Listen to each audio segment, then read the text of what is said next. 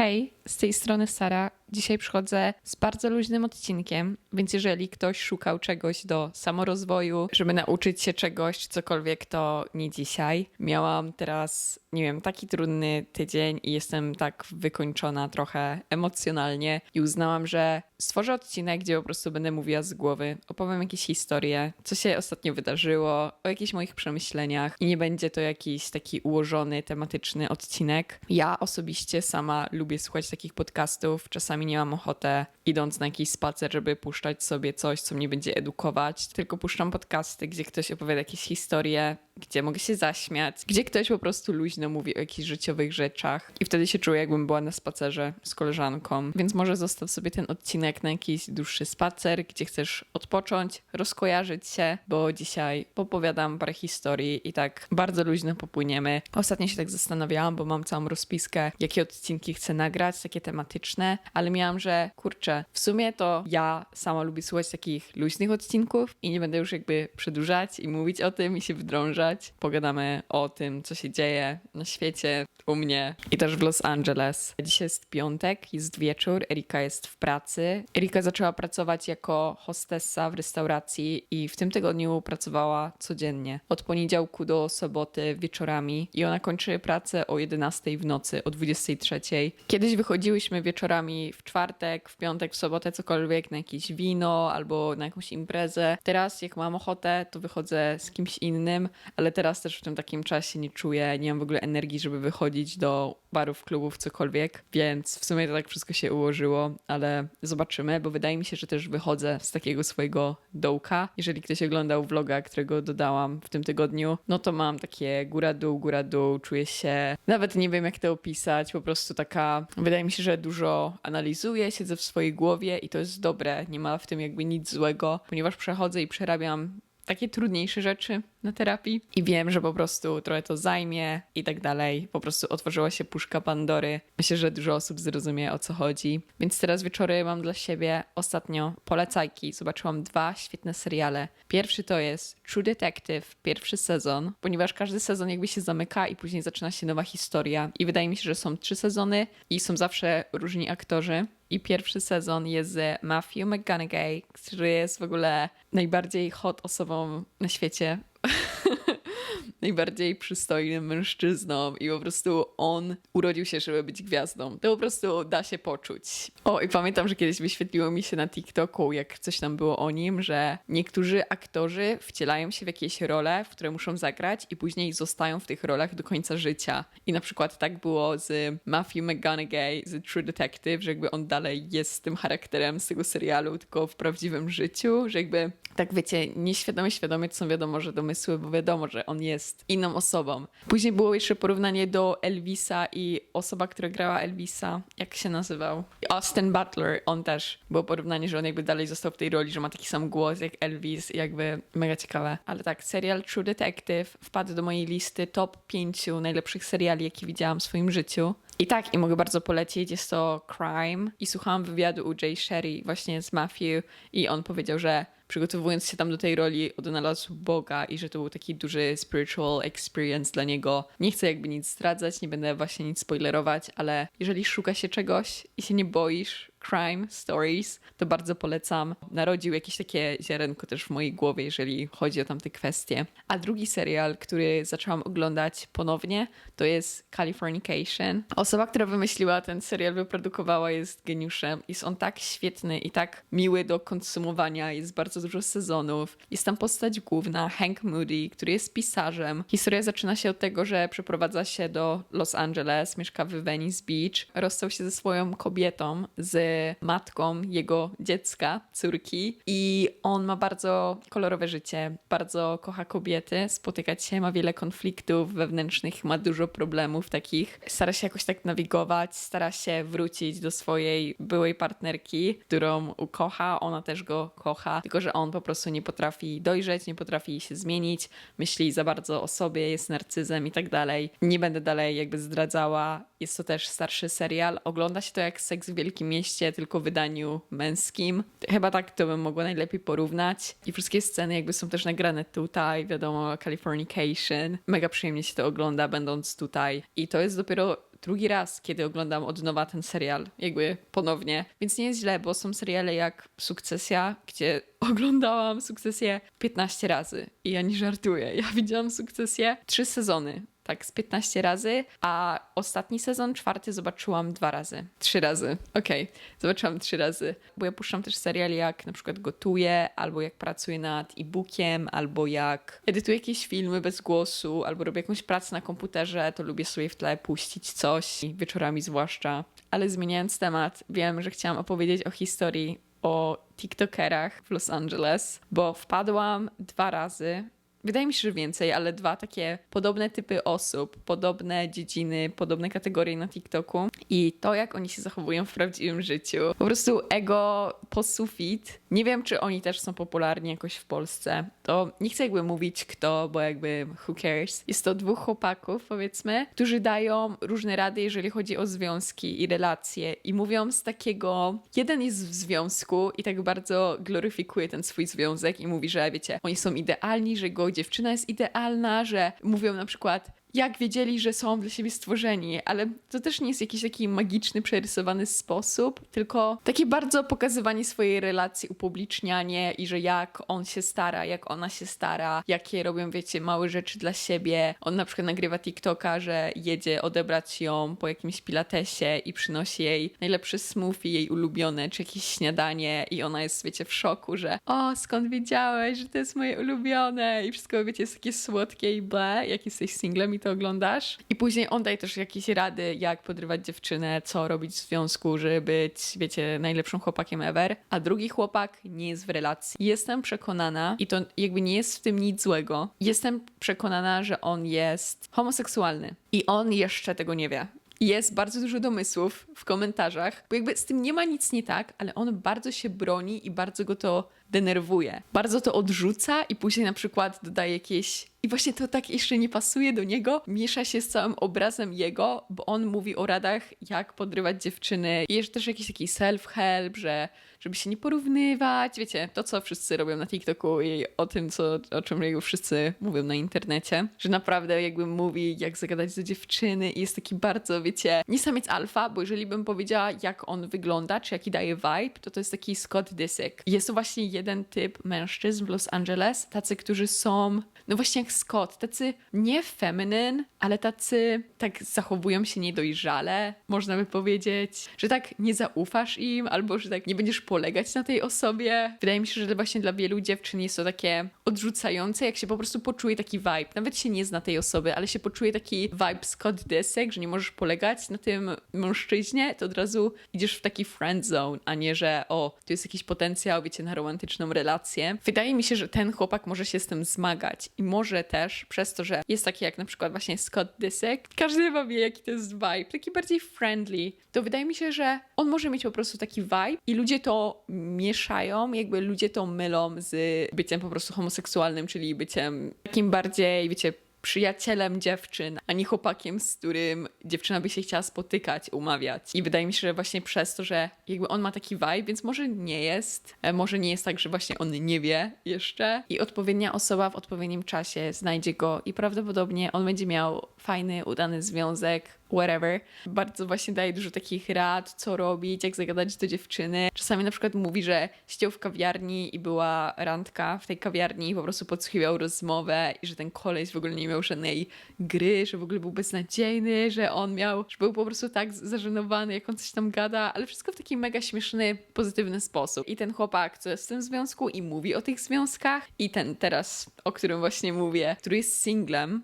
przybierają taką postać takiego edukatora i widać, że to się po prostu przekłada, bo zobaczyłam ich w prawdziwym życiu. I jeszcze coś, co chcę dodać, to oni nie są takimi popularnymi super tiktokerami, którzy, wiecie, wypłynęli w 2020, jak zaczęła się pandemia i po prostu cały TikTok, wiecie, wszyscy rośli, tylko oni ostatnio jakoś tak, wydaje mi się, że ja zauważyłam, że oni są od jakiegoś krótkiego czasu popularni, ale oni, ja wiem, znaczy tak się zachowują. Oni się czują jakby, wiecie, wygrali w życiu. I chcę to opisać, bo to jest dla mnie tak ciekawe, bo uważam, że da się bardzo zatracić, jak się zyskuje popularność. Gdy myślisz sobie, że to jest twój pik życia, że ty jesteś sławny, ty jesteś popularny, jak to wszystko tak dojdzie do głowy ci i myślisz, że nie jesteś normalnym człowiekiem już, czy po prostu wartościujesz sławę i uważasz się za kogoś lepszego, no to jest taki, jest problem. I tego jednego chłopaka, co ma dziewczynę właśnie, spotkałam w In-N-Out. Już wchodząc do In-N-Out, to widzę, że on po prostu chodzi po tym In-N-Out. I miałam takie, że jakby rozpoznałam go. Jeżeli ktoś cię rozpozna, bo mi się to wiele razy przydarzyło, jeżeli ktoś tylko na ciebie tak popatrzy przez ułamek sekundy, da się stwierdzić, czy ta osoba rozpoznała cię, czy nie. Ja miałam tyle sytuacji, gdzie ktoś po prostu popatrzył na mnie i to czuć w wzroku, to czuć w zachowaniu, po prostu w oczach widać, czy ta osoba cię rozpozna, czy nie. I czasami ktoś podejdzie, a czasami będzie udawać, że cię nie zna i po prostu nawet nie popatrzy się na ciebie drugi raz, ale da się to poczuć i to jest takie... Ja na przykład jak byłam gdzieś w miejscach, gdzie było więcej ludzi, to ja umiałam nawet, wiecie, na 10 metrów wyczuć, że ktoś się patrzy, czy coś. To jest tak wszystko wyczuwalne. Wydaje mi się, że nie wiem, chodzi o energię, że da się to wyczuć. I chodził dookoła tej restauracji na telefonie, miał słuchawki z kabelkiem i chodził i gadał przez telefon. I to jest coś tak znane w Los Angeles. Nie ogólniając, bo ogólnie jakby nie wszyscy, wiadomo. Ale coś, co zauważyłam i też rozmawiałam o tym z Eriką, że ludzie lubią się czuć ważni, pokazywać, że są ważni albo że są zapracowani i chodzą z telefonem na głośniku albo na słuchawkach i gadają. I to jest taki trochę tutaj power move. I Erika powiedziała, że w takim jednym miejscu, gdzie pracowała, był jeden koleś, który jest semi-znany.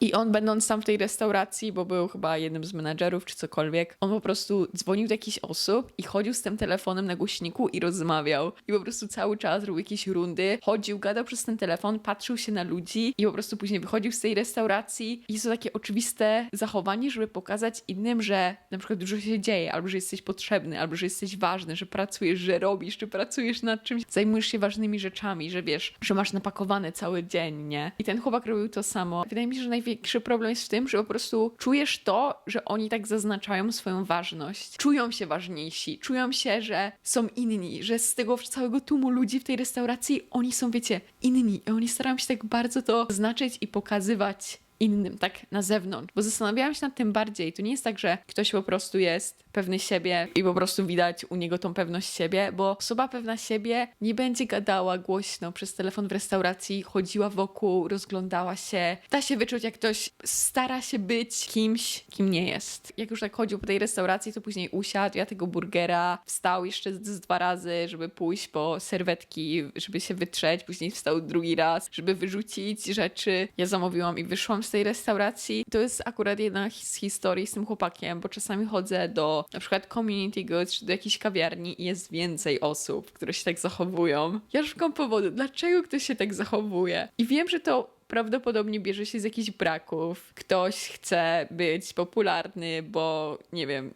nie jest kochany, albo czuje jakąś pustkę w sobie, albo myśli, że będąc gwiazdą, to będzie szczęśliwy. Cokolwiek za tym stoi, bo zawsze za tym coś stoi. I o to się będę zawsze kłóciła, bo nie ma tak, że ktoś chce być sławny, bo po prostu kocha siebie i z miłości do siebie chce być popularny. Uważam, że jeżeli ludzie stają się popularni, na przykład aktorzy, oni nie starają się być aktorami po to, żeby być popularni, tylko oni po prostu chcą być aktorami. I to się łączy później, że są popularni. Ale prawdopodobnie im nie zależy na tej popularności. Jakby wiadomo, popularność, sława to jest coś bardzo atrakcyjnego, ale najlepsi aktorzy są też najbardziej tacy humble, że oni są dla wszystkich mili, jakby osiągnęli ten sukces za to, jakimi są osobami i za to, ile włożyli w pracy i jak dobrzy są w swoim fachu, a nie w tym, że po prostu starali się być jak najbardziej rozpoznawalni, popularni przez jakieś dramy, kontrowersje, cokolwiek. I wydaje mi się, że tutaj w Los Angeles jest duży problem, jeżeli chodzi na przykład o aktorów, którzy nie chcą do końca być świetnymi aktorami w swoim fachu i być zapamiętani przez to, po prostu być jak Brad Pitt, Leonardo DiCaprio, cokolwiek, zaznaczyć się w historii, znaczy na pewno też chcą, ale głównym takim źródłem, jakby takim powodem, żeby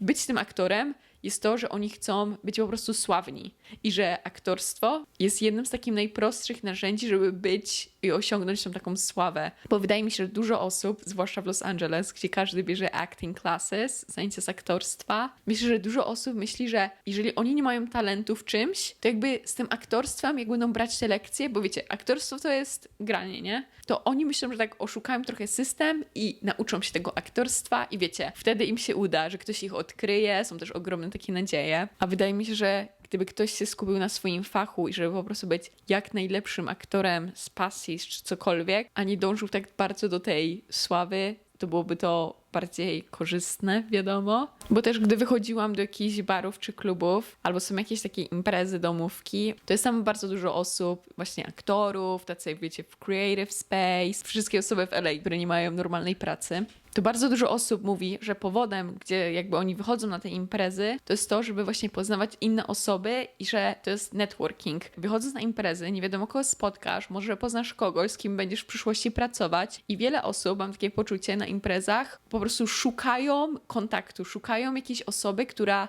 da im coś. I to jest takie bardzo sztuczne, bo to jest nie idę na imprezę, żeby dobrze się bawić, tylko to jest jak mogę wykorzystać kogoś na swoją korzyść. I to jest tutaj bardzo spotykane i wydaje mi się, że nie muszę o tym więcej opowiadać, bo wydaje mi się, że jeżeli ktoś słuchał jakichkolwiek historii o Los Angeles, to prawdopodobnie spotkał się z tym samym, że tu jest tak, że ktoś się pyta: hej, co tam? Jak masz na imię? Czym się zajmujesz? Okej, co robisz? Wymieńmy się Instagramami, pa. I wiecie, ta osoba jest taka bardzo miła i tak po prostu networking nie działa, bo networking to jest poznajesz kogoś, ale nie mówisz na samym początku, że masz jakieś takie zamiary, żeby wiecie, pracować z kimś, współpracować, cokolwiek, tylko poznajesz ludzi naturalnie w jakimś środowisku i później, jeżeli z kimś dogadujesz się, to masz takie, że kurczę, fajnie było razem pracować i na przykład druga osoba mówi, no w sumie to fajnie, jakby dogadujemy się i później można się spotkać, wiecie, dogadać i więcej omówić jakieś rzeczy, a nie to jest takie, hej, powiedz mi, jak się nazywasz, co robisz, czy cię potrzebuję, czy nie, nie potrzebuję cię, to idę szukać dalej. To jest takie bardzo leniwe zachowanie i bardzo samolubne i nikogo nie zaprowadzi nigdzie takie zachowanie. I mam wrażenie, że też osoby, które ciężko pracują na swój sukces i osiągają ten sukces, ich nie ma na tych imprezach. Oni nie chodzą i nie gadają z różnymi ludźmi. Oni siedzą w domu albo siedzą gdzieś w swojej pracowni, studiu, na zajęciach, cokolwiek. Pracują na swój sukces, a nie mają nadziei, że kogoś spotkają, ktoś ich odkryje i coś przyjdzie nagle, wiecie, z nieba dla nich. Ale wracając do drugiego TikTokera, który nie ma dziewczyny na 99%, to wczoraj siedzimy w kawiarni z Eriką, takiej też jednej z naszych ulubionych w West Hollywood, to jest centrum West Hollywood. Kawiarnia się nazywa Verve i obok tej kawiarni jest Great White i to jest restauracja, oni najbardziej są znani z śniadań, brunch, lunch. I ta restauracja Great White jest mega znana, bo tam zawsze wszyscy przychodzą. Wszyscy tiktokerzy, wszyscy celebryci. Justin Bieber tam jest cały czas, Hailey. Tam właśnie przed tą restauracją spotkałam i widziałam Hailey Bieber. Ta kawiarnia jest od razu obok i my tam siedziałyśmy sobie na zewnątrz i ja po prostu widzę, tam jest chodnik, są parkingi. I widzę tego chłopaka, tego tiktokera, od razu go rozpoznaję, po prostu od boku, bo jakby przechodził, głowa do góry, czapeczkę z daszkiem i po prostu szedł jeszcze tak wolno. I to nie jest coś, że ja sobie to, wiecie, wymawiam i wkręcam, że ktoś się zachowywał jakoś nienaturalnie, bo on rozglądał się i później wydaje mi się, że to jest taki problem w Los Angeles, że tutaj po ulicach nikt nie chodzi. I wydaje mi się, że osoby, które są jakieś semi-rozpoznawalne, ich to boli, że oni nie są rozpoznawani przez innych, bo jakby nikogo nie ma na ulicy. I później na przykład, jak oni idą do jakiejś restauracji i wychodzą z tej restauracji, to jest ich taki jedyny moment, żeby ktoś ich rozpoznał, że są w centrum gdzieś, przebywają wśród ludzi. Bo później jak odejdą 5 kroków od tej restauracji, to jest pusto. Nikt do nich nie podejdzie, nikt ich nie zauważy, nikt do nich nie zagada. Dlatego wydaje mi się, że też tutaj ludzie jak chodzą do restauracji, kawiarni, cokolwiek, to siedzą tam przez parę godzin. To jest według mnie miasto ogromnej samotności. I ludzie, jak już wychodzą, bo są samotni. Wiem, że bardzo dużo osób się zmaga z tą samotnością, bo tutaj nie ma jakichś takich miejsc, żeby wyjść i po prostu przebywać wśród ludzi. W Europie, w Nowym Jorku, jak tak mogę porównać, jak czujesz się samotny, to możesz po prostu iść ulicą i czujesz się, że żyjesz w mieście, a tutaj wychodzisz z restauracji, robisz 5 kroków i czujesz się samotny, czujesz się, że jesteś sam trochę na tej ziemi. To jest takie odczucie. I gadałam o tym z koleżankami, z Eriką, jakby wszyscy mają takie same poczucie, taka jest energia tego miasta, że wszystko jest tak rozłożone, że jeżeli nie jesteś w centrum, nie jesteś w jakiejś restauracji, w jakiejś kawiarni, to czujesz ogromną taką samotność. Ludzie dosłownie używają chodnika tylko po to, żeby przemieścić się z restauracji czy z jakiegoś budynku do samochodu i odjeżdżają. Wracając znowu do tego TikTokera. Ja wiem, że ja też tworzę ten scenariusz w głowie, bo on pewnie tego sobie nie myślał, ale on tak wyszedł z tej restauracji i tak powoli szedł do tego samochodu i później szedł z jakimś kolegą. Patrzyli się do tej kawiarni, wiadomo. Ja tak siedziałam bokiem, więc nie patrzyłam, tylko później widziałam, jak właśnie idą. I miał taką otoczkę w sobie, też tak głośniej mówił. To się po prostu da rozpoznać, jeżeli ktoś tak próbuje, żeby inne osoby zwróciły uwagę. I wydaje mi się, że nie muszę jakby tego bardziej tłumaczyć. To jest takie jak, nie wiem, w szkole, w liceum, w gimnazjum.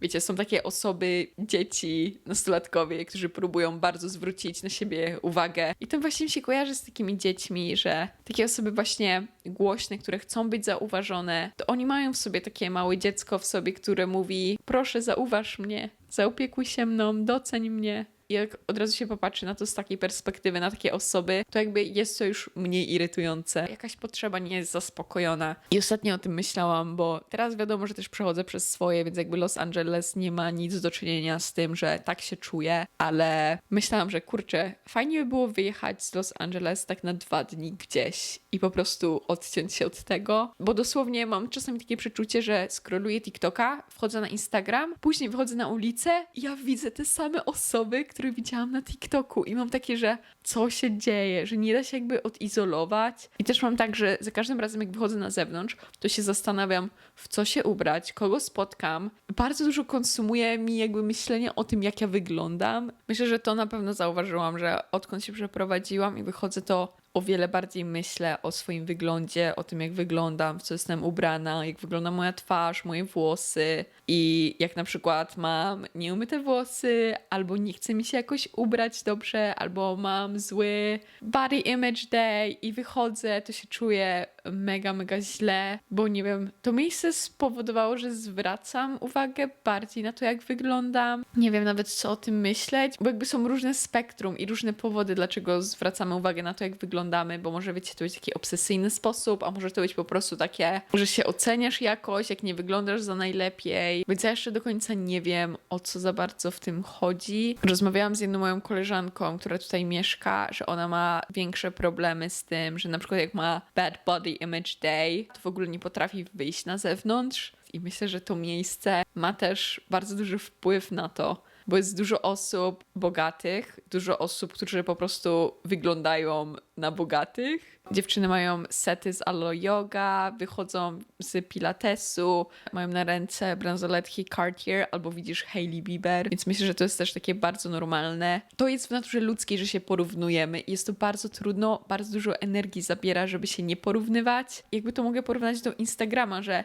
my porównujemy się na social mediach, że to jest bardzo łatwe, żeby się porównywać, a w Los Angeles, przez to, że jest taki trochę Instagram w prawdziwym życiu, to jak wychodzisz, to też się porównujesz. I myślę, że to jest takie trudne. I ostatnio rozmawiałam z koleżanką z Australii, która powiedziała, że bardzo dużo energii z niej jakby wyciąga, pobiera takie próbowanie być szczęśliwym. I to jest takie ciągłe przypominanie sobie, żeby się nie porównywać, jakie są twoje wartości, żeby nie wpaść w ten świat takiej iluzji. I myślę, że jeżeli tak gadamy teraz, trochę się negatywnie zrobiło, jeżeli tak gadamy o minusach Los Angeles, to jest taki jeden, że bardzo dużo energii ci zabiera bycie szczęśliwym. I to nie jest tak, że możesz mieć jakiś spontaniczny dzień, gdzieś wyjść, kogoś spotkasz, z kimś się złapiesz, później pójdziesz na wino, cokolwiek, tylko tutaj musisz bardzo sobie planować i pisać i się umawiać na spotkania z jakąś większą zapowiedzią, bo każdy robi swoje rzeczy i tak każdy jest gdzieś na przykład gdzieś indziej. Ja jeszcze jakby nie decyduję się, jak będzie wyglądała moja przyszłość, czy wiecie, wrócę do Polski, czy zostanę tutaj, bo to jest tak, że czasami się budzę i mam omega, kocham Los Angeles, kocham wszystko, I'm living the dream, jakby biegam w Venice Beach, widzę palmy, jest zachód słońca, o mój Boże, ale jest super. I patrzę na te palmy, czy przejeżdżam i leci California Dreaming i mam po prostu, oh my god, żyję moim snem i zaczynam płakać. A czasami się budzę i mam takie, że nie, wszystko jest złe, wszystko ble. I później też czuję się źle,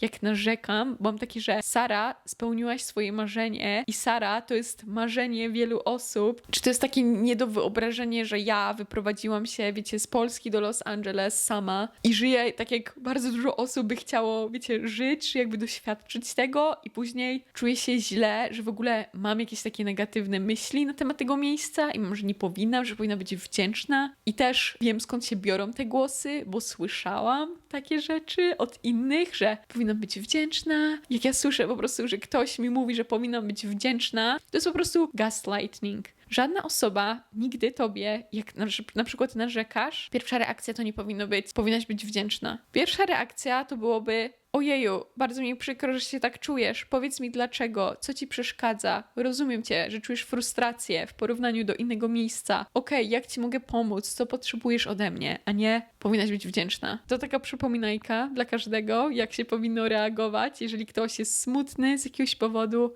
bo to, jak się ktoś czuje, nieważne w jakiej jest sytuacji, nawet jeżeli celebryci, osoby mega bogate, cokolwiek narzekają, albo osoby, które żyją takim życiem, które wydaje się w twoich oczach idealne, nigdy nie stoimy w butach tej osoby. Do każdej osoby przychodzą uczucia. To, jak się my czujemy, my nie możemy nic za to. Gdybyśmy mogli, to byśmy sobie wybierali, jak się czujemy. Moglibyśmy zrobić wszystko, żeby czuć się zawsze super na 100%. My nie mamy kontroli nad tym, jak się czujemy. Więc chcę przypomnieć, że takie mówienie komuś, jak ma się czuć, to nie pomaga. To nie pomaga. To się budzi taki brak akceptacji na czyjeś uczucia. I mi się często właśnie tak pojawia, że jak czuję się, że na przykład narzekam i nawet jak o tym mówię na internecie, to zawsze się boję, że ktoś mi powie, że o, nie masz na co narzekać, że jak, już mieszkasz w Los Angeles i sobie cały ten w głowie taki scenariusz tworzę, jaka będzie reakcja, jakie znowu dostanę komentarze, jak ktoś opisze mnie, zanalizuje. To wydaje mi się, że z jednej strony już mnie tak mniej to boli, jak ktoś mnie tak, wiecie, analizuje, czy mi coś powie, że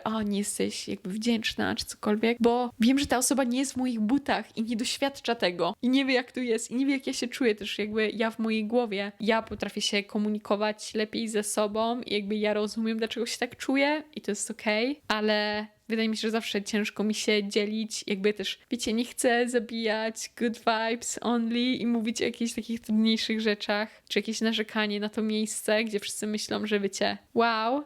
Wiem, że nie wszyscy, bo wiem, że dużo osób nie chciałoby tutaj mieszkać, że jakby są mieszane opinie. Myślę, że też często, gdy zmieniam zdanie, gdy mówię, że raz jest fajnie i nie chciałabym wracać, a raz, że nie jest fajnie i że może prawdopodobnie bym wróciła. Wydaje mi się, że to też jest taka mieszanka, że później ludzie chcą wiedzieć, co się dzieje. I jak nie wiedzą, nie są do końca pewni, to są, ja mam takie odczucie, że są źli na mnie, że jakby to była moja wina, że ja nie wiem, co ja chcę, czy co się wydarzy. A ja po prostu odpuszczam. Ja za rok zadecyduję. Teraz jakby nic nie mówię, co się wydarzy. Czasami mam lepsze dni, czasami gorsze. I chcę też opowiedzieć o jednej sytuacji, która ostatnio się wydarzyła. Ja jestem osobą, gdy przechodzę przez jakieś trudniejsze rzeczy, to się izoluję. Izoluję się od ludzi, zamykam się w swoim pokoju, nie chcę wychodzić na imprezy, do restauracji, nie proponuję żadnych spotkań. Idę po prostu ghost mode, on silent. Nie jestem też wtedy dobrą przyjaciółką, koleżanką, siostrą. Nie odpisuję na wiadomości, nie pytam co u kogo.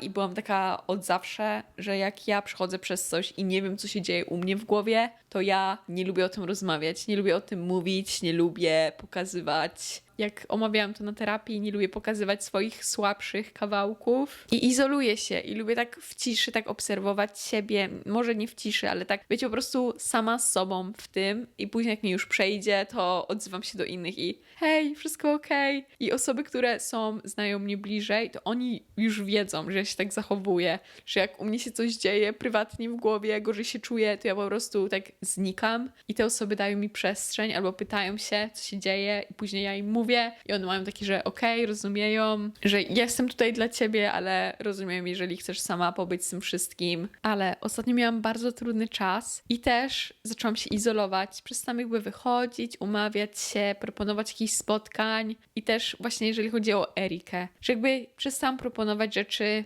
nie siedziałam w jakiejś naszej przestrzeni takiej wspólnej, tylko zamykałam się w pokoju, chodziłam wcześniej spać, nie rozmawiałam z nią zbyt dużo, nie pytałam się co u niej, po prostu przez dużo rzeczy przechodziłam tak w środku, że nawet nie miałam energii, żeby się zapytać co u kogo, nie miałam energii, żeby napisać, żeby się zapytać i Erika jest całkiem inna, jeżeli chodzi o mnie i ona wzięła to do siebie personalnie. Ona myślała, że ja jestem zła na nią, że się na nią obraziłam, że coś się wydarzyło i że chodzi o nią. I ona do mnie zadzwoniła z płaczem z pracy po jakichś tak 2 dniach niegadania ze sobą, co po prostu się zdarza według mnie, jak mieszka się z kimś. Czasami są takie czasy, gdzie po prostu się nie gada, zwłaszcza jak ja przechodzę przez trudniejszy czas, to ja po prostu z nikim nie mam kontaktu. Zadzwoniła do mnie z pracy, z płaczem, co się stało, co ona zrobiła, że ona mnie przeprasza, dlaczego jestem na nią zła, czy obrażona, czy co się stało. I ja byłam w takim szoku. I po prostu nie wiedziałam, co się dzieje. Ja miałam takie, chwila, coś się stało u niej. I się zaczęłam pytać, co się stało, gdzie jesteś, jakby, dlaczego do mnie dzwonisz? Jakby takie kompletnie nieporozumienie się. On mówi, że nie, że na pewno się coś stało, że ona widzi po mnie, że coś się stało i że ona by chciała, czy ona na przykład nie posprzątała czegoś, czy żebym jej wytłumaczyła. I ja jej mówię, że ja przechodzę teraz przez trudniejszy czas i ja się izoluję, jak przechodzę przez coś, bo nie wiem, co się dzieje. I kiedyś już o tym rozmawiałyśmy, że ja właśnie robię tak. Dlatego myślałam, że nic się nie dzieje, ponieważ nie zakomunikowałam jej, że potrzebuję teraz czasu dla siebie. W mojej głowie, że to jest jakby oczywiste, że ja tak robię i też jestem przyzwyczajony, że bliskie osoby wiedzą, że ja po prostu to jestem ja i nikt tego nie bierze personalnie. A ona to wzięła kompletnie personalnie, ponieważ Erika jest osobą, która ma trochę na odwrót, że jeżeli u niej się coś dzieje złego, albo jest jakiś problem, jest smutna, cokolwiek, to ona pierwsze co, to szuka pomocy na zewnątrz. Ona pyta się, prosi, żeby spędzić z nią czas, albo żeby coś zrobić, albo żeby porozmawiać o tym. I ona rozwiązuje swoje jakieś takie problemy, czy swoje jakieś emocje, przechodzi przez nie, rozmawiając o tym.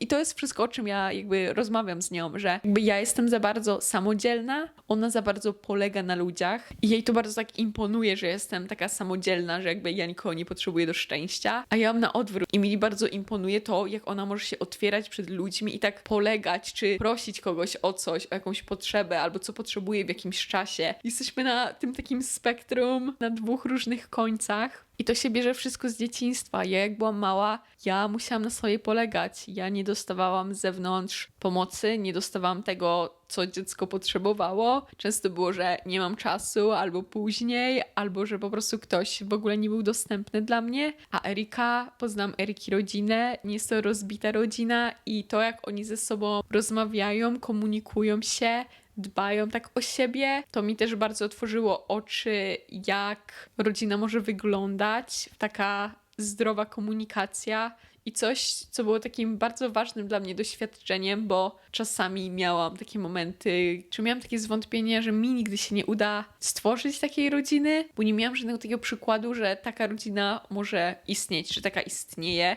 i wiadomo, że nie każda rodzina jest idealna, wszystko ma swoje, wiecie, nic nie ma tam idealnego, ale tak widząc, jak wygląda od Eriki na przykład rodzina, spędzając z nimi więcej czasu, to miałam takie, że wow, że bardziej zrozumiałam Erikę i to, jak ona jest i dlaczego ona jest taka na przykład zależna od ludzi. Dobrze polegać na innych, ale jakby ważne jest, żeby nie być zależnym, tak kompletnie, bo jakby właśnie to jest takie spektrum i jakby ja teraz rozumiem, dlaczego ona jest taka, jaka ona jest w relacjach i romantycznych i właśnie przyjacielskich, że tak bardzo polega na kimś, bo ona zawsze mogła polegać na swojej rodzinie i cokolwiek się dzieje, ona zawsze pierwsze co do rodziny, do ludzi, żeby jej pomogli i to jest piękne według mnie. Ona zawsze jakby mogła polegać na kogoś, więc nie jest takie, że muszę sobie sama z tym poradzić, tylko no nie, może się z tym otworzyć i ktoś jej pomoże. A ja mam tak, że dalej jakby działa ten mechanizm, że jak się coś dzieje złego u mnie, to ja nie chcę, po pierwsze, nie chcę nikogo obciążać jakby dodatkowym bagażem. To jest pierwsza rzecz w mojej głowie. Jakby o tym wszystkim już gadałam na terapii. Później jest, że ja sama nie wiem, co się dzieje, więc po co mam się tym dzielić, bo nawet nie wiem co, po co mam o czymś mówić, że to nie ma sensu. Trzecia rzecz to jest takie, że to wszystko, co czuję, to dosłownie za 2-3 dni to wszystko minie, więc nie ma sensu, żeby o tym rozmawiać. I wydaje mi się, że to są takie 3 najczęściej moje rzeczy, jak się zastanawiam, jakby czy się czymś dzielić, czy nie. I tak rozmawiając z terapeutką, ja zawsze potrzebuję widzieć jakby taki sens w tym, jakiś sens, żeby się dzielić czymś, otwierać, nie? Że po prostu muszę widzieć sens na to, żeby coś zrobić, coś zmienić. I właśnie moja terapeutka się mnie zapytała, co mi by pomogło w takich trudniejszych momentach. Bo na przykład w takich trudniejszych momentach się czuję bardzo samotna. Jeżeli chodzi o samotność, to wiadomo, że ludzie by bardzo mi pomogli z tym moim poczuciem samotności. I na przykład, gdy jestem samotna, to ja wiem, co ja sobie mam powiedzieć, żeby się lepiej poczuć. Więc jak się mnie terapeutka zapytała, czego bym potrzebowała w takich momentach, to powiedziałam, że potrzebowałabym, żeby ktoś mi powiedział, że jest tak i tak, to jest zrozumiałe, coś tam, wiecie, opowiedziałam, co ja sobie sama mówię, więc co bym chciała usłyszeć. I też miałam takie, że bardzo mi pomaga moja terapeutka, to co ona mi mówi. Ona za każdym razem mi daje takie zrozumienie, że to, co czuję, jest ważne i nie bierze się znikąd, że wszystko jest valid. Później mi daje taką 100% akceptację, że czując się jakoś, dalej jestem kochana, dalej jestem dobrą osobą. To, jak się czuję, jakby nie sprawia, nie powinno zaburzać obrazu mojego, jakby w moich oczach, że dalej jestem tym wszystkim. To są wszystko jakieś moje kawałki. I to, że czuję się samotnie albo jakoś źle na swój temat, to nie oznacza, że cała ja jestem zła. Czy to jakby nie decyduje, kim ja jestem. Jakaś jedna rzecz, czy jedno wydarzenie, czy jedno właśnie uczucie, które przyszło, nie definiuje mnie. I później też moja terapeutka zawsze mi daje jakieś takie słowa, takiej mądrości, jakiejś takiej szerszej perspektywy, albo daje jakąś taką nadzieję, jak to będzie, czy przyszłość, jakieś takie pocieszenie. Więc jak terapeutka się mnie zapytała, co ja bym potrzebowała od bliskich usłyszeć w takich trudniejszych momentach, takie rzeczy, które by mi pomogły, a nie spowodowały, żebym się izolowała, to właśnie to są takie rzeczy, które potrzebowałam. I terapeutka zapytała się mnie, czy ja bliskim moim osobom powiedziałam, że w takich trudniejszych momentach to jest właśnie to, czego potrzebuję. To jest to, co chcę usłyszeć. I miałam takie, że nie. Że jedyne, co komunikowałam, to miałam, że potrzebuję czasu dla siebie, potrzebuję przestrzeni, albo mówiłam, że okej, porozmawiajmy o tobie, powiedz mi, co u ciebie jest, co się dzieje u ciebie w życiu, nie rozmawiajmy u mnie, bo po prostu nie wiem, co się dzieje w mojej głowie, więc skupmy uwagę na tobie, opowiedz mi, co u ciebie. I znowu moja terapeutka się zapytała, czy to mi pomogło. Te dwie rzeczy. Pytanie się o dystans, o jakby przestrzeń i mówienie o tym, żeby porozmawiać o kimś, czy to mi pomagało w tym uczuciu, jeżeli na przykład chodzi o samotność. I się tak zastanowiłam, że nie, że za każdym razem jakby to nie pomagało. A nigdy nie komunikowałam tego, że te rzeczy, o których wcześniej mówiłam, wiecie, taka 100% akceptacja, jakieś słowa wsparcia i pokazania mi, że to, co czuję, jest ważne i że w tym nie jest nic złego, to jakby tego nigdy nie zakomunikowałam. A wiem na 100%, że w trudniejszych momentach, gdybym dostała te słowa, to one by mi pomogły. I tak obudziła się lampka dosłownie w mojej głowie. Miałam taki, że ja może w sobie tak w głowie wkręciłam, że potrzebuję się izolować, bo nie widzę, nie miałam jakiejś takiej perspektywy na to, że ktoś mi może pomóc z zewnątrz. Ale teraz mam takie, że jeżeli się czuję tak i bym powiedziała komuś, że hej, potrzebuję od ciebie takie słowa, mogę nawet dosłownie powiedzieć, co bym chciała usłyszeć, bo to jest komunikowanie swoich potrzeb. Nikt się nie domyśli, co ty potrzebujesz w danym momencie. Więc ja mam takie, że jeżeli powiem komuś, na przykład Erice, co ja chcę usłyszeć, co potrzebuję od niej, to ja wiem, że ona mi to może dać. Bo ona mi wszystko daje. O cokolwiek ja proszę, opytam i tak samo ja jej, cokolwiek opiekujemy się sobą bardzo. I to już jest miłość. My o tym gadamy, to jest po prostu czysta miłość. Ja wiem, że cokolwiek bym potrzebowała od niej w trudniejszych momentach, ona mi wszystko da. Więc teraz czekam na kolejny trudniejszy moment i myślę, że nie mogę się izolować, bo wiem, skąd się bierze to izolowanie. Jeżeli też izolujemy się od na przykład bliskich w trudniejszych momentach, to my pokazujemy naszym bliskim, że trochę ich tak nie potrzebujemy albo że nie polegamy na nich. I to też kreuje taką przestrzeń pomiędzy tą osobą a mną. Bo na przykład jeżeli Erika potrzebuje pomocy, coś jest u niej źle, coś się dzieje i ja jej daję tą pomoc, to ona jakby czuje, o tym rozmawiałyśmy, że ona też chce mi pomóc w tych trudniejszych momentach, a czuje się, że ona nie może. I tak wtedy w jej oczach jakby ja daję więcej z siebie niż ona daje mi.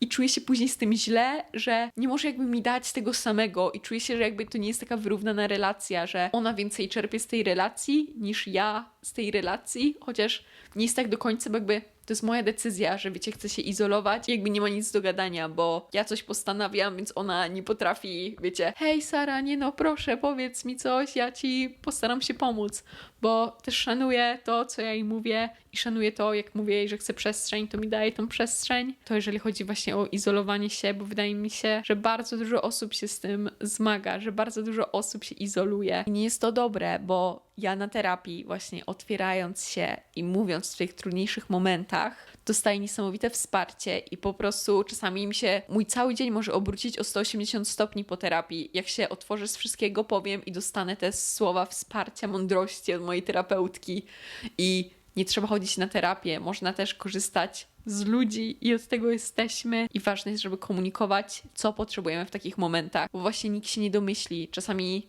to będzie czas, czasami to będzie potrzebuję, żebyś po prostu zobaczyła ze mną jakiś film, jakąś komedię. Jeżeli czujesz, że to potrzebujesz w danym momencie, jeżeli nie chcesz rozmawiać o tym, przez co przechodzisz. Czasami to będzie, potrzebuję od ciebie, żebyś mi powiedziała, że dobrze w tym wyglądam, albo że wszystko będzie dobrze.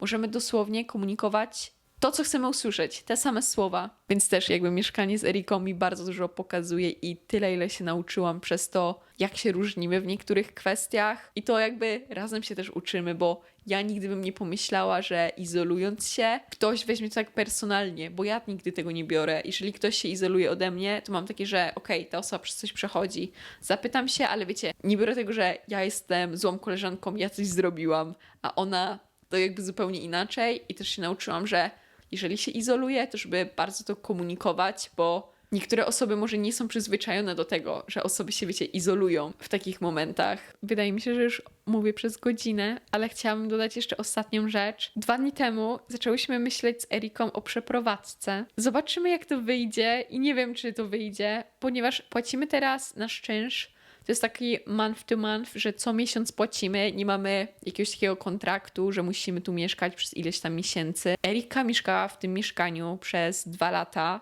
Mi minie w październiku rok i zastanawiałyśmy się i tak trochę patrzymy, szukamy, czy nie znaleźć nowego mieszkania i może w innej okolicy. Aktualnie mieszkamy w West Hollywood i to jest centrum wszystkiego. Mamy 2 największe ulice, dosłownie 3. Sunset Boulevard, Santa Monica Boulevard i Melrose. I tutaj nie ma gdzie chodzić. My chodzimy wokół naszego bloku. Ja już po prostu nie umiem. Jak ja chcę iść gdzieś na spacer, to ja wyjeżdżam samochodem, gdzieś w góry, cokolwiek, bo ja po prostu nie mogę mijać tych samych budynków po raz setny. Wydaje mi się, że mieszkanie tutaj, w tym takim centrum, gdzie nie ma ludzi na ulicy, nie ma zbytnio natury, zieleni, trzeba wyjść bardzo daleko w góry, jest brudno jednak na ulicach, bo to są takie ulice, gdzie nikt nie chodzi po nich, więc jest brudno, tylko samochody przejeżdżają i mamy trochę takie mieszane uczucia, bo myślimy o tym, że gdybyśmy się przeprowadziły, to do miejsca, gdzie będzie spokojniej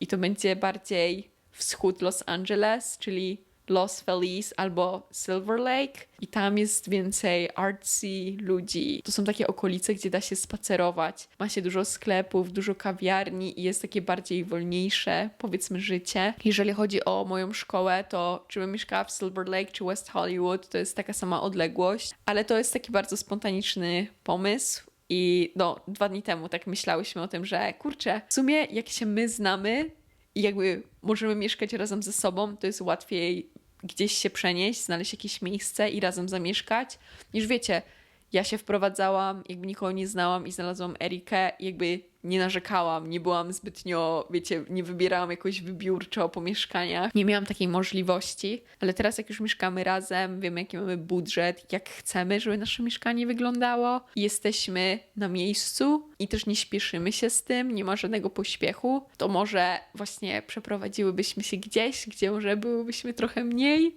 depressed, bo i ja i Erika przechodzimy przez swoje. Wydaje mi się, że miejsce może spowodować, że się tak czujesz. Też jesteśmy zadowolone z naszego mieszkania, ale bardzo nie podobają nam się nasze podłogi, bardzo nam się nie podobają szare ściany.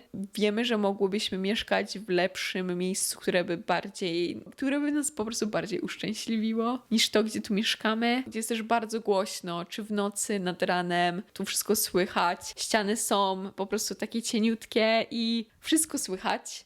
co się dzieje na zewnątrz, więc się tak zastanawiam nad przeprowadzką i może byśmy zamieszkały też z trzecią osobą i w trójkę i może nawet to by był dom i wtedy byśmy płaciły mniej, wiadomo, za czynsz. To jest taka myśl i właśnie, nie wiem, zastanawiam się. Erika właśnie 2 lata tutaj mieszkała i ona powiedziała, że jest przyzwyczajona do tego, że się przemieszcza, bo jak mieszkała w Nowym Jorku, to tak co rok się przeprowadza do innego miejsca i to powiedziała, że czuje się taka stagnant, że tak w jednym miejscu trochę utknęła i że może to jest jakiś taki powód, że ona też nie czuje się za najlepiej tutaj. I nie wiem, wydaje mi się, że często jakieś miejsce, mieszkanie, okolica może spowodować, że tak trochę przestajesz w ogóle lubić to miejsce i może to jest taki znak, że to nie jest to i gdybyśmy mieszkały gdzieś w innej okolicy, w zieleni, cokolwiek, gdzieś jest spokojniej, bardziej właśnie artsy, bo ten East Side, wszyscy ludzie są mega jakby w fashion wkręceni i tam mniej ludzi chodzi w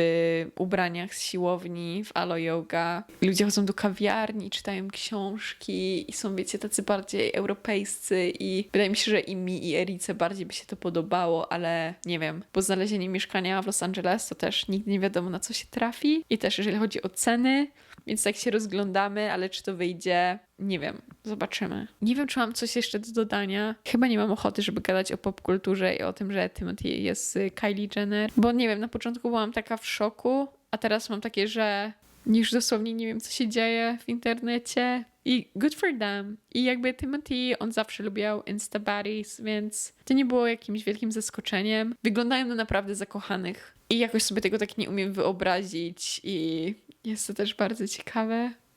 Możecie mi dać znać, co o tym myślicie, albo nie. Wasz wybór. Myślę, że bardzo duża część z nas jest wkręcona w popkulturę i to, co się dzieje, to, co widzimy na TikToku, Instagramie, to jednak wszyscy widzimy to samo. Chyba muszę wziąć jakąś przerwę od TikToka i od Instagrama. Jak tak później patrzę z boku i wow, to ile, Sara, wiesz, co się dzieje na świecie, kto z kim jest, jaka była drama, to jest takie trochę przerażające, że ja wiem o tym wszystkim i że mnie to w ogóle interesuje. I później się zastanawiam, czy to jestem tylko ja, że ja wiem o tym wszystkim i jestem jakaś dziwna? Czy to jest dzielone u nas wszystkich, że wszyscy wiemy, co się dzieje, u kogo, prywatnie? Możecie mi dać znać. Więc to było na tyle. Wydaje mi się, że nie mam już więcej nic do powiedzenia. To były jakieś moje przemyślenia, co się wydarzyło. Jeżeli zobaczę więcej TikTokerów, to dam znać. Dzisiaj się spotkałam też z dziewczyną z Francji, którą uwielbiam i zawsze rozmawiamy. Jakby nie narzekamy za bardzo na Los Angeles, jak jesteśmy razem, bo nie jest to zbytnio produktywne i dobre na nasz mental health, jak narzekamy, ale tak dzisiaj gadałyśmy o tym, że jest po prostu inna energia. Ona też spędziła wakacje w Francji i też jakby ja to zauważyłam w Nowym Jorku, bo Nowy Jork jest podobny bardziej do Europy, że ludzie żyją tak wolniej i tak na luzie i da się robić jakieś głupie rzeczy i tak nie brać życia za poważnie i wiecie, tak chodzić i po prostu mieć taki prosty human experience, tak nie myśleć o niczym, tylko robić jakieś spontaniczne rzeczy i takie luźniejsze życie, a tu w Los Angeles wszystko jest takie poważne, takie bardzo, bardzo poważne i tak wszyscy są poważni i chcą być ważni. Wszyscy na siebie patrzą, co kto robi i wszystko jest zaplanowane, wszystko musi być poplanowane i każdy dąży do czegoś. Jakby coś im się wymsknęło spod kontroli, to był koniec świata i wiecie, to by zadecydowało o jakiejś porażce, czy o tym, czy oni będą szczęśliwi, czy nie, czy uda im się osiągnąć to, co sobie zaplanowali, czy nie. Tutaj ludzie mają mniej balansu i bardziej tak poważniej podchodzą do życia. Zobaczymy też, jak to się zmieni na przestrzeni roku. Teraz zaczęłam chodzić na kampus, na zajęcia, rozmawiam z ludźmi i jest to też bardzo przyjemne, bo jest mnóstwo różnych ludzi. Może z Eriką się gdzieś przeprowadzimy. Poznam w Silver Lake artsy chłopaka, który będzie świetny i będzie mnie świetnie traktował i nie będzie mnie ghostował i będzie mnie kochać i akceptować za mnie, a nie za jakąś ideę, potencjał, wizję mnie i wtedy będę miała, że omega, kocham Los Angeles. Więc też nie bądźcie na mnie źli, jeżeli zmienia mi się opinia. Traktujcie wszystko tak z przymrużeniem oka. Traktujcie mnie jak takie dziecko, które sama nie wie, co chce i sama szuka. Ja po prostu szukam swojego miejsca na ziemi i dopiero jestem tutaj rok. Zobaczymy właśnie po drugim. Po prostu ja urodziłam się z czymś takim, że po prostu powstało u mnie, że taka potrzeba znalezienia domu na świecie swojego, bo nie poczułam, że to jest Polska, ale może z czasem zobaczę, że coś, czego szukam, to nie jest jakieś miejsce na ziemi, nie? Jakieś miejsce nie uszczęśliwi mnie, bo wiem, że jakby tak nie jest, ale jakby dalej jest takie szukanie i jakby mam wrażenie dalej w głowie, że Polska to nie jest to, ale też zobaczymy. Jestem młoda, dajcie mi więcej credit i dziękuję bardzo za wysłuchanie tego, o czym mówiłam. Mam nadzieję, że jeżeli jesteś na spacerze, umiliłam ci jakoś czas i byłam twoją koleżanką. I love you so much. Przesyłam uścisk i tyle. Wszyscy przechodzimy przez coś. Damy radę. Buziaki i słyszymy się za tydzień. Bye bye. Peace! Mua.